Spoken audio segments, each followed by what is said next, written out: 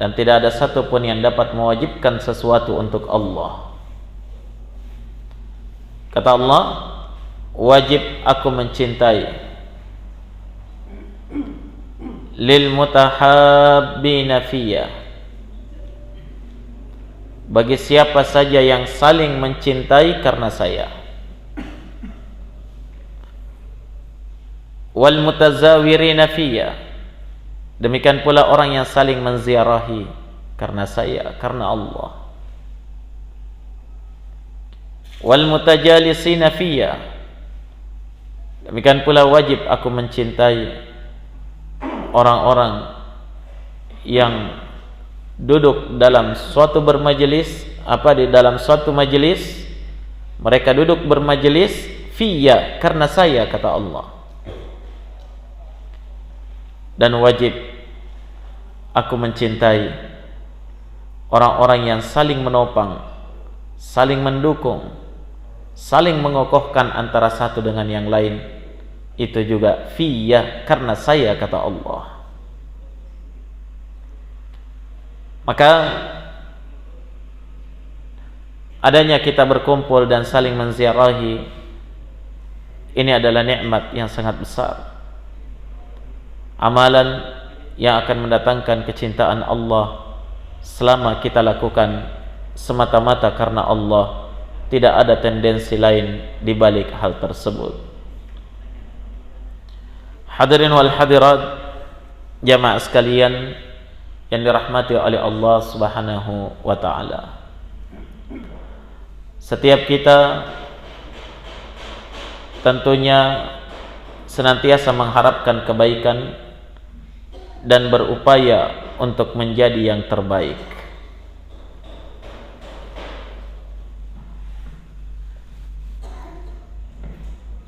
Namun jamaah sekalian,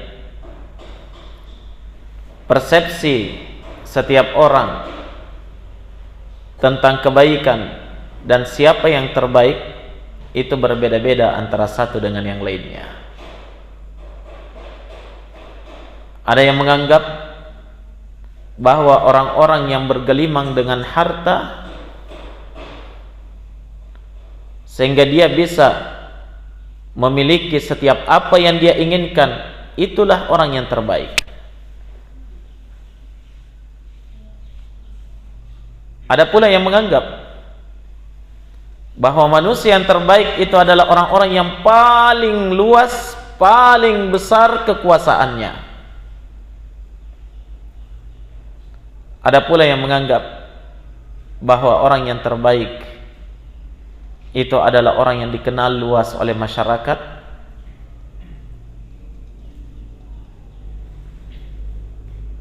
orang-orang yang dikenal di mana-mana, dan seterusnya. Namun jamaah sekalian, di saat tatkala kita mengembalikan siapa yang terbaik itu dan bagaimana yang terbaik itu menurut kacamata agama, persepsi syariat, maka di sana kita akan bersatu menganggap bahwa itulah yang terbaik. Setiap muslim pasti akan menerima bahwa apa yang ditetapkan oleh syariat suatu kebaikan, kita sepakat itu adalah kebaikan. Betul? Kita semuanya sepakat bahwa siapa yang ditetapkan oleh syariat dia adalah manusia yang terbaik, kita akui dialah manusia yang terbaik. Dan siapa yang ditetapkan oleh syariat dia adalah manusia yang jelek, maka kita pun harus menetapkan dia adalah manusia yang terjelek.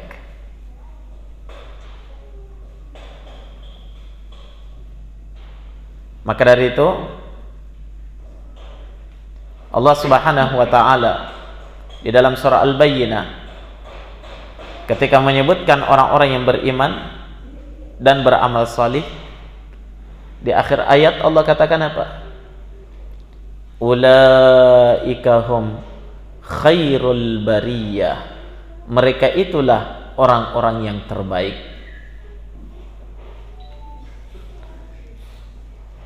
Dan sebaliknya ketika Allah menjelaskan tentang keadaan orang-orang kafir, orang-orang kufar.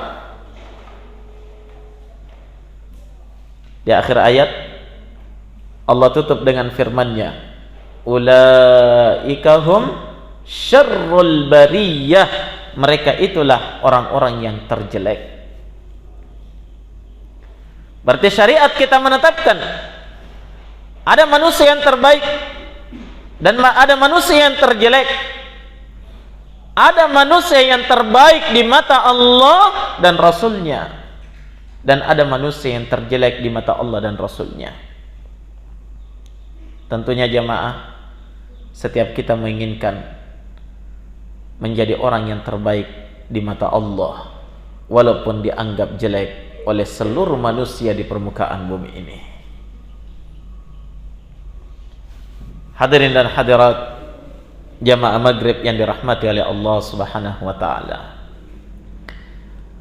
di antara ciri manusia yang terbaik apa yang diterangkan oleh Nabi sallallahu alaihi wa ala alihi wasallam dalam sebuah hadis beliau yang mulia, diriwayatkan oleh Al-Imam At-Tabarani dalam kitabnya Al-Awsat dengan sanad yang sahih dari Jabir bin Abdullah Al-Ansari radhiyallahu anhu. Beliau berkata bahwasanya Nabi sallallahu alaihi wa ala alihi wasallam bersabda, khairun nas anfa'uhum linnas. Manusia yang terbaik, orang yang paling baik itu adalah orang yang paling bermanfaat terhadap orang lain.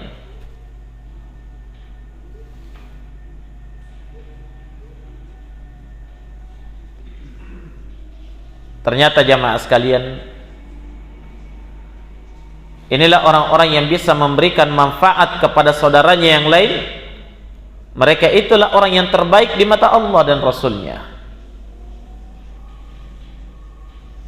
Sehingga sedapat mungkin kita sebagai seorang hamba yang beriman, pengikut Muhammad sallallahu alaihi wasallam, berupaya untuk menjadi orang yang terbaik dengan menjadi orang yang bermanfaat di tengah masyarakat kita. Nah, bukan justru menjadi beban dan mendatangkan kesusahan terhadap masyarakat. Namun hendaknya setiap muslim berupaya menjadi yang terbaik ketika dia menjadi orang yang dibutuhkan oleh masyarakatnya, karena dia bisa memberikan manfaat kepada orang lain. Semakin banyak dia memberi manfaat kepada orang, semakin dia meningkat di dalam kebaikannya. Semakin luas orang yang bisa menerima manfaat darinya, maka semakin luas pula kebaikannya. Dan di saat itu dia pun menjadi hamba yang dicintai, yang paling dicintai oleh Allah Subhanahu wa ta'ala. Juga diriwayatkan oleh Imam At-Tabarani dalam Al-Awsat, seorang lelaki pernah datang kepada Nabi sallallahu alaihi wasallam dan bertanya, ya Rasulullah, man ahabbun nasi ilallah? Wahai Rasulullah, siapakah orang yang paling dicintai oleh Allah? Nabi menjawab, ahabbun nasi ilallah anfa'uhum linnas. Orang yang paling dicintai oleh Allah itu adalah orang yang paling bermanfaat terhadap orang lain. Maka untuk mewujudkan menjadi orang yang terbaik, jadilah orang yang berupaya memberikan manfaat kepada saudara muslim yang lainnya. Jangan pernah meremehkan kebaikan sekecil apapun, selama itu bisa memberikan manfaat kepada saudara kita. Nah, selama itu bisa memberikan manfaat kepada saudara kita. Maka dari itu Nabi sallallahu alaihi wa ala alihi wasallam senantiasa menganjurkan kepada kita untuk bisa memberikan pertolongan kepada orang lain dalam bentuk apapun itu, ya, sesuai dengan kemampuan kita. Memberikan pertolongan dengan tenaga kita, memberikan pertolongan dengan harta kita, memberikan pertolongan dengan pikiran, ya, usulan kepadanya.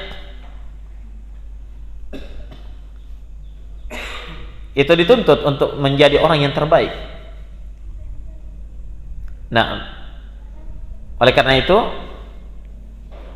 diriwayatkan oleh Imam Muslim rahimahullah di dalam sahihnya,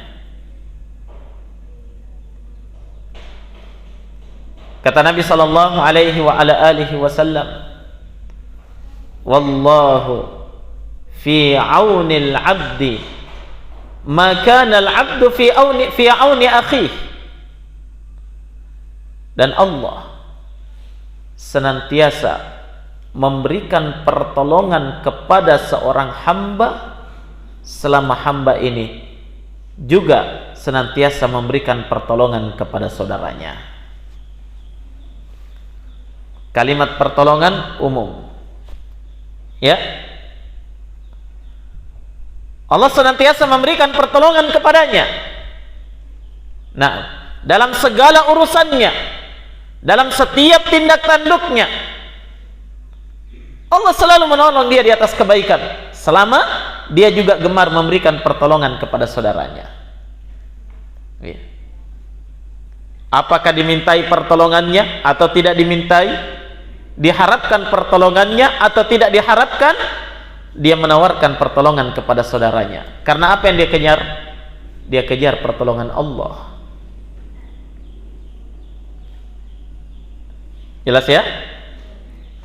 Sampai sekecil apapun jamaah sekalian pertolongan itu, sumbangsi yang bisa kita berikan kepada saudara kita, walaupun hanya sekedar ide-ide yang sederhana, tapi ternyata kita mungkin tidak bisa menyangka kalau ternyata itu sangat-sangat bermanfaat bagi saudara kita.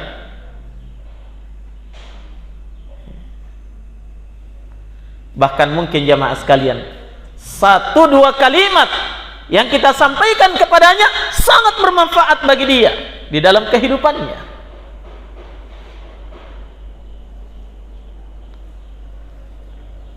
Dengarkan apa yang disebutkan oleh Nabi sallallahu alaihi wasallam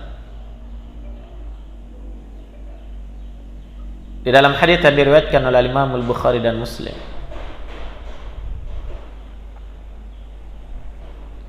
Seorang bertanya kepada Nabi sallallahu alaihi wasallam, "Ya Rasulullah,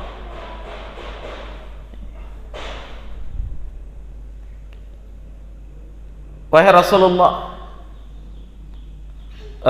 atau Rasulullah sallallahu alaihi wa ala alihi wasallam bersabda, "Ala kulli muslimin sadaqatun." Wajib atas setiap muslim untuk bersedekah. Harus, kata Nabi, setiap muslim itu bersedekah. Para sahabat mendengarkan statement dari Nabi, pernyataan dari Nabi sallallahu alaihi wasallam ini, mungkin ada yang merasa berat bagi mereka, maka mereka pun bertanya, "Ya Rasulullah, fa illam yajid." Wahai Rasulullah, bagaimana kalau dia tidak mendapatkan sesuatu untuk bisa dia sedekahkan? Apa yang harus dia lakukan? Kata Nabi sallallahu alaihi wasallam, "Ya'mal biyadaihi." Hendaklah dia bekerja dengan kedua tangannya sehingga dia manfaatkan untuk dirinya dan dia sedekahkan kepada orang lain sebahagiannya. Itu perintah Nabi. Sahabat bertanya lagi, qalu fa illam yajid. Katanya, "Ya Rasul, bagaimana kalau ada seorang tidak mampu juga untuk bekerja, sehingga dia bisa menghasilkan harta, dia sedekahkan sebagian dia makan?" Kata Nabi sallallahu alaihi wasallam, yu'inu dzal hajatil malhuf, hendaklah dia memberikan pertolongan kepada orang yang membutuhkan pertolongannya. Terkadang jamaah sekalian, begitu berat kita memberikan pertolongan kepada saudara kita. Ya, bahkan sebahagian kita ikhwah merasa dirugikan kalau mau menolong orang, walaupun sekedar meminjamkan kendaraan, ya, walaupun sekedar meminjamkan perkara-perkara yang dibutuhkan oleh saudara kita, berat untuk kita menolongnya. Mana kita dengan hadis ini? Kalau dia tidak mampu bekerja untuk bersedekah, kata Nabi, wa yu'inu dzal hajatil malhuf, dia memberikan pertolongan kepada orang yang butuh. Para sahabat bertanya, Rasulullah, illam yajid, wahai Rasulullah, bagaimana ya kalau memberikan pertolongan kepada orang dia juga tidak mampu? Kira-kira apa yang harus dilakukan? Kata Nabi sallallahu alaihi wasallam, falyamal bil ma'ruf wa yumsik 'anil syarr fa inna fihi sadaqah. Kalau dia tidak mampu juga, cukup baginya ya untuk selalu berbuat baik dan menahan diri dari kejelekan, dari kejahatan. Dia tahan dirinya dari kejahatan, maka sungguh itu bernilai sedekah terhadap dirinya. Ya, bukankah Nabi sallallahu alaihi wasallam dalam hadis yang lainnya menjelaskan kepada kita, tabassumuka li akhika sadaqah, senyummu untuk saudaramu itu bernilai sedekah. Maka jadilah yang terbaik jamaah sekalian. Tatkala kita gemar untuk apa? Memberikan pertolongan kepada saudara kita. Iya. Jangan pernah selalu mengharapkan pertolongan orang lain. Selama kita masih mampu untuk melakukan hal tersebut. Namun yang harus berada pada benak kita, siapa yang bisa saya tolong hari ini? Dalam bentuk apa saya bisa memberikan pertolongan kepadanya? Untuk mengejar apa? Predikat khairun nas, manusia yang terbaik, hamba yang terbaik di mata Allah. Berupaya apapun yang bisa kita lakukan demi memberikan manfaat kepada saudara kita. Naam, itu adalah perkara yang harusnya kita upayakan. Bahkan jamaah sekalian, ya, bahkan coba lihat syariat kita. Bahkan kalau seorang tidak mampu memberikan manfaat kepada masyarakat secara umum, cukup dia mulai dengan memberikan manfaat kepada keluarganya. Menjadi yang terbaik di tengah keluarganya dulu. Nah, dengarkan sabda Nabi sallallahu alaihi wa ala alihi wasallam. Tatkala beliau menegaskan kepada kita seluruhnya, kepada seluruh umatnya, kata beliau, khairukum li ahlihi wa ana khairukum li ahli. Manusia yang terbaik di antara kalian adalah manusia yang terbaik di tengah keluarganya, dan saya adalah orang yang terbaik di tengah keluargaku. Berdasarkan hadis ini jamaah, jangan pernah merasa menjadi orang baik kalau keluarga kita sendiri tidak menganggap kita sebagai orang baik. Betul? Kalau keluarga kita sendiri tidak pernah merasakan kebaikan dari kita, anak dan istri kita tidak mengakui kebaikan kita, jangan pernah menjadi orang yang terbaik. Nah, maka dari itu kata Nabi, wa ana khairukum li ahli, dan saya adalah orang yang terbaik di antara kalian terhadap keluargaku. Al-ikhwa wal akhawat, hadirin dan hadirat yang dirahmati oleh Allah Subhanahu wa taala. Maka di sini kita harus mengintrospeksi diri kita masing-masing. Sampai di mana saya menjadi orang yang terbaik? Sampai di mana kebaikan saya? Iya. Sampai di mana? Padahal kita berupaya menjadi yang terbaik dan kita selalu menginginkan yang terbaik. Betul atau tidak? Iya. Di akhirat kita menginginkan yang terbaik di sisi Allah. Ingat, kita tidak akan menggapai tempat yang terbaik di sisi Allah kalau di dunia ini kita tidak menjadi orang yang terbaik.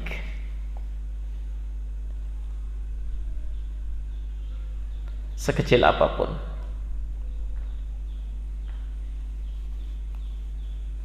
Sampai-sampai jemaah sekalian, telah diriwayatkan oleh Imam Ahmad dalam musnadnya dengan sanad yang sahih dari Jabir bin Abdullah radhiyallahu an, beliau berkata, suatu ketika Nabi sallallahu alaihi wasallam melarang dari ruqyah. Naha Rasulullah sallallahu alaihi wasallam 'anil ruqyah. Pernah Nabi sallallahu alaihi wasallam melarang dari meruqyah. Ruqyah itu adalah apa? Baca-baca mantra-mantra yang dibacakan kepada orang yang sakit sehingga memberikan manfaat kesembuhan terhadapnya. Nabi pernah melarang. Tiba-tiba Jabir bin Abdullah berkata, "Ya Rasul, inna ammi, wahai Rasul, sungguh pamanku, iya, ada paman saya, ada omku itu pekerjaannya sejak zaman jahiliyah, dia selalu didatangi orang kalau ada yang tersengat kalajengking, karena dia bisa meruqyah. Sekarang dia telah memeluk Islam. Apakah dia harus meninggalkan itu?" Nah, maka Nabi sallallahu alaihi wasallam bersabda, "I'ridu anni ruqakum, la ba'sa birruqa ma lam yakun fihi syirkun." Coba perdengarkan kepada saya ruqyah-ruqyah kalian, baca-baca kalian. Coba perdengarkan kepada saya, kata Nabi, tidak mengapa meruqyah selama tidak ada bentuk kesyirikan di dalamnya. Itu ketentuannya. Kemudian apa kata Nabi? "Man istata'a minkum ayyanfa'a akhahu falyaf'al." Siapa saja di antara kalian yang mampu memberikan manfaat kepada saudaranya, hendaklah dia lakukan. Coba lihat jamaah sekalian. Di awal Nabi melarang dari ruqyah, tapi ketika beliau melihat di balik ruqyah itu ada manfaat terhadap orang lain, Nabi katakan, boleh meruqyah selama apa? Ketentuannya, tidak ada bentuk kesyirikan di dalamnya. Tidak ada bentuk permintaan tolong kepada jin, ya? Ya, tidak ada permintaan tolong kepada arwah-arwah leluhur misalnya. Tidak ada menyebut nama-nama selain Allah Subhanahu wa taala. Dia hanyalah bentuk doa-doa yang baik untuk kesembuhan orang yang sakit. Kata Nabi, "Man istata'a minkum ayyanfa'a akhahu," siapa saja di antara kalian yang mampu memberikan manfaat kepada saudaranya, falyaf'al, hendaklah dia lakukan. Nah, hadirin dan hadirat jamaah sekalian yang dirahmati oleh Allah Subhanahu wa taala, mari kita perhatikan bersama. Kalau memberikan manfaat kebaikan kepada saudara kita dalam kehidupan dunia ini mengantarkan seseorang itu kepada derajat khairun nas, manusia yang terbaik, ya, manusia yang terbaik, maka bagaimana lagi kalau seseorang itu bisa memberikan manfaat kepada saudaranya dunia dan akhiratnya. Dunia dan akhiratnya. Oleh karena itu jamaah sekalian, seseorang tidak akan bisa memberikan manfaat kepada saudaranya dunia dan akhiratnya selain daripada mengajarkan kepadanya kebaikan-kebaikan yang diajarkan di dalam agama ini berupa ilmu, keyakinan, keimanan, dan amal salih. Tebarkan ilmu di permukaan bumi ini. Ajak manusia untuk berada di atas ilmu agama Allah. Kenalkan masyarakat awam dengan tauhid dan sunnah, dan bagaimana mereka beribadah yang baik kepada Allah Subhanahu wa ta'ala. Inilah manusia yang terbaik, karena akan memberikan manfaat kepada saudaranya, yang manfaat itu dia rasakan dunia, alam barzakh, dan di akhirat. Ya, coba lihat tadi, membantu saudara kita yang butuh dalam urusan keduniaannya, ini bisa mengangkat seorang menjadi khairun nas. Bagaimana lagi kalau itu sesuatu yang dia butuhkan, yang akan bermanfaat baginya dunia dan akhiratnya. Oleh karena itu jamaah sekalian, orang tidak ada manusia yang terbaik secara mutlak dalam kehidupan dunia ini selain Rasulullah sallallahu alaihi wasallam. Kenapa? Kenapa jamaah? Berapa banyak yang pernah ditolong oleh Nabi? Hah? Berapa banyak yang pernah disumbang oleh Nabi? Mungkin banyak sahabat yang jauh lebih banyak sumbangannya dari Nabi, sedekahnya dari Nabi, ya kan? Karena lebih banyak hartanya. Tapi kenapa Nabi menjadi khairun nas, manusia yang terbaik? Karena ilmu, hidayah, cahaya yang Nabi bawa dalam kehidupan dunia ini, yang akan menyelamatkan manusia dunia dan akhirat, memberikan kebahagiaan kepada manusia dunia dan akhirat. Oleh karena itu jamaah sekalian, siapa yang menyebarkan cahaya ini, siapa yang menyampaikannya kepada manusia, na'am, maka pasti dia menjadi khairun nas, manusia yang terbaik di dalam kehidupannya.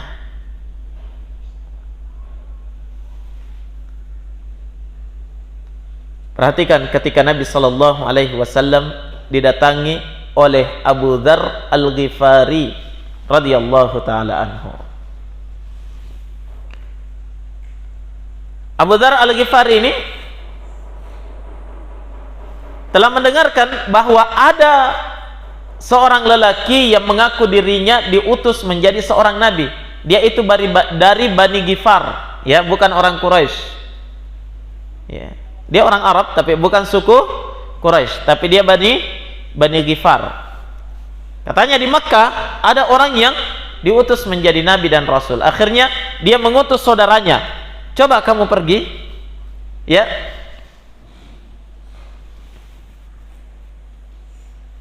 periksa kebenaran berita itu dan lihat orang itu apakah betul nabi atau bukan. Maka saudaranya datang ke Mekah, bertanya-tanya kepada orang, tapi yang dia dengar oleh orang, jangan sekali-kali menemui Muhammad karena dia sudah gila, majnun. Ya. Akhirnya ketika saudaranya pulang disampaikan kepada Abu Dzar, Abu Dzar tidak puas dengan apa yang disampaikan oleh saudaranya. Maka Abu Dzar Al-Ghifari katanya, siapkan perbekalan saya, siapkan kuda saya. Beliau berangkat sendiri sampai ke Mekah. Dia telusuri di mana tempatnya nabi, orang yang mengaku nabi itu. Ditunjukkan di rumah Al-Arqam bin Abil Arqam. Maka dia langsung datang ke sana, mendengarkan sabda Nabi. Dia teliti apa yang ada pada diri Nabi sallallahu alaihi wasallam. Ternyata dia dapatkan ini adalah Nabi yang sebenarnya. Ya, inilah yang dicari dan ini yang ditunggu selama ini. Cahaya hidayah masuk ke dalam hati beliau. Maka di hadapan Nabi, beliau mengikrarkan kalimat La ilaha illallah Muhammadur Rasulullah. Kemudian Nabi ajarkan kepadanya beberapa perkara tentang Islam. Setelah itu apa kata Nabi? Nabi sallallahu alaihi wasallam bersabda kepada Abu Dzar, "Fahal anta, ya, fahal muballighun anta minni qaumaka. Wahai Abu Dzar, apakah kamu mau menyampaikan semua yang kamu dapatkan dari saya ini kepada kaummu? Sampaikan semua syariat yang telah kamu dengarkan dariku saat ini kepada kaummu. Kamu bersedia? La asallahu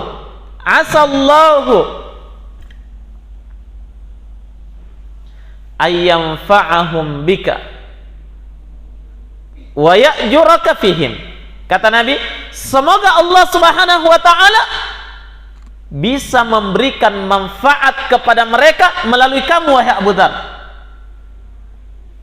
dan Allah akan memberikan pahala kepadamu disebabkan karena mereka itu.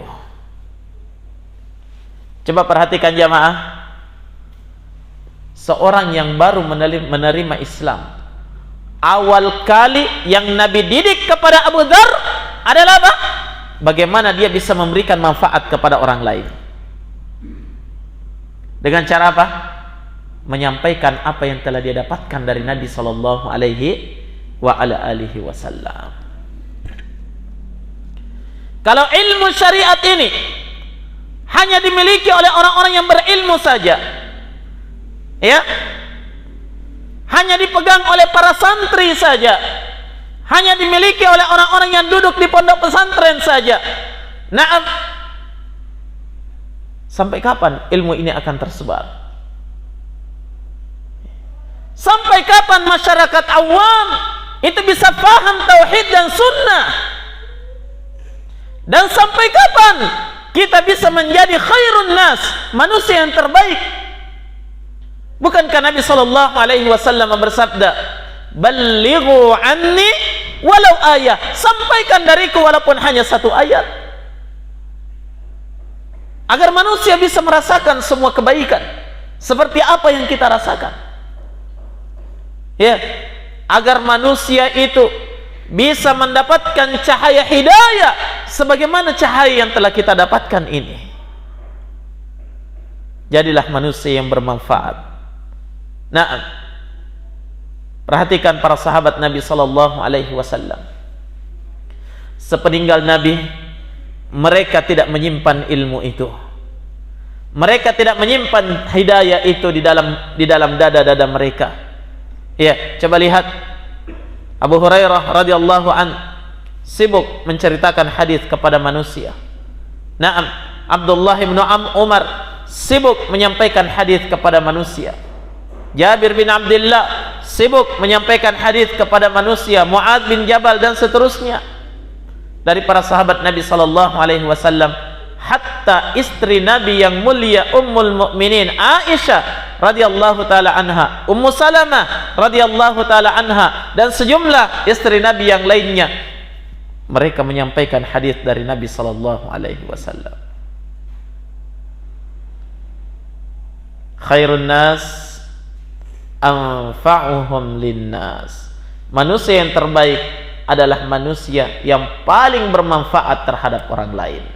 Dan tidak ada sesuatu yang paling bermanfaat dimiliki oleh seseorang kecuali ilmu, iman yang akan membuahkan amal salih. Naam, sehingga jamaah sekalian, inilah perkara yang harus kita upayakan di dalam kehidupan kita. Naam, kita tidak menyadari mungkin ya satu dua kalimat, satu dua hadis yang kita sampaikan kepada manusia itu menjadi sebab dia mendapatkan hidayah dari Allah, sebab dia mau mempelajari agama, sebab dia mau kembali kepada Allah. Mungkin kita tidak menyadari jamaah sekalian, ya, bahwa mungkin satu dua faidah yang kita share, yang kita sebarkan, yang kita kirimkan kepada orang, justru itu menjadi sebab dia mau kembali kepada Allah Subhanahu wa taala. Nah, oleh karena itu semua kita wajib untuk mengambil andil dalam perkara ini jamaah sekalian. Setiap kita harus berupaya dengan perkara ini untuk menjadi manusia yang terbaik. Nabi sallallahu alaihi wasallam berpesan kepada menantu beliau Ali bin Abi Thalib radhiyallahu an. Kata Nabi sallallahu alaihi wasallam ketika beliau mengutus Ali bin Abi Thalib memimpin sebuah pasukan melakukan penyerangan terhadap orang-orang kufar. Nabi berpesan kepada Ali. Kata beliau, "Ya Ali, wahai Ali, unfud ala rislik hatta tanzila bisahatihim."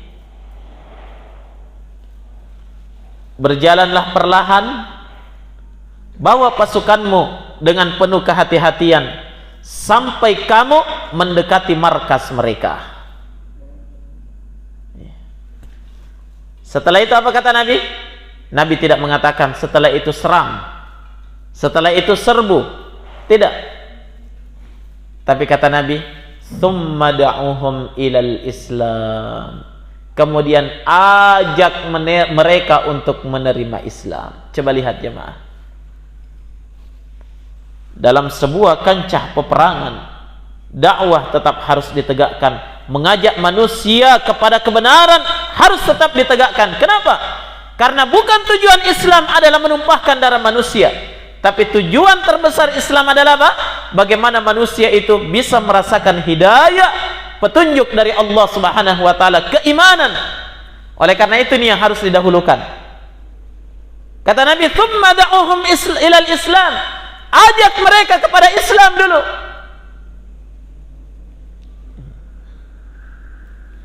Kemudian kata Nabi, "Fawallahi, maka demi Allah wahai Ali, la ayyahdiyallahu bika rajulan wahidan." Jikalau seandainya ada seorang saja yang mendapatkan petunjuk dari Allah melalui tanganmu, melalui usahamu, melalui upayamu, khairul laka min humrin na'am. Itu jauh lebih baik bagimu daripada seekor unta merah. Yang kata para ulama, unta merah itu adalah anfasu amwalil Arab. Itu adalah harta orang Arab yang paling mewah. Coba bayangkan jemaah sekalian. Nabi didik sahabatnya untuk menjadi manusia yang terbaik dengan menyampaikan agama ini, menyebarkan Islam, menyebarkan tauhid, menyebarkan sunnah Nabi sallallahu alaihi wasallam, sehingga orang mengetahui inilah Islam yang sebenarnya. Hadirin dan hadirat jamaah sekalian yang dirahmati oleh Allah Subhanahu wa taala. Tapi kenapa semakin jauh masa kita dari Nabi, maka semangat itu pun semakin pudar. Mana orang-orang yang mau menjadi yang terbaik? Mana orang-orang yang mengaku dirinya mau menjadi manusia yang terbaik di mata Allah dan di mata Rasul sallallahu alaihi wasallam? Maka kita mohon kepada Allah Subhanahu wa taala, semoga Allah senantiasa membimbing kita menuju jalan yang lurus dan tetap menjadi manusia yang terbaik, memberikan manfaat kepada orang lain sekecil apapun itu. Usaha dan upaya kita pasti na'am akan dilipat gandakan pahalanya oleh Allah Subhanahu wa taala.